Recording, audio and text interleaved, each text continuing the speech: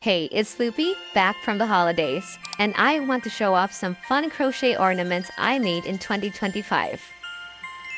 The first one I made is this little wreath. I was able to make a ton of these and give them away to my family. It's so easy and only takes about 15 minutes to make. That's so fun. If you want to make a couple for next Christmas, I have the tutorial in the cards and in the description below. Next up is this Santa frame. I made about 10 of these to hang funny photos of my family for Christmas. Look at the fun little beard. I have the pattern linked to the upper right of this video and the description below. These little Christmas trees were super fun to make as well. I think I made 6 of these and we dotted them around the family tree. I think if you use a longer twine or ribbon, you can quickly turn this into a nice bag charm. We had a couple of old Christmas bulbs that were kind of dull looking, so I spiced them up by crocheting over them. This first one is a Christmas pudding and is easy to make. Unfortunately, I didn't have time to write the pattern, but maybe later this year.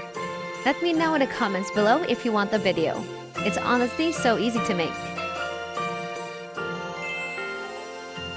Here's another one I really loved. This cute gingerbread man ornament was definitely one of those stress-to-process types of projects.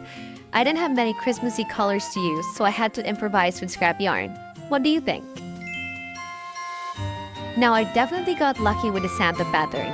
I still had some fluffy yarn left from the crochet mittens I made a few months back. I used that for the beard and the white details of the hat. Loved how this one turned out. I just wish I had enough for Mrs. Claus. Let me know down below if you want the pattern for Santa too.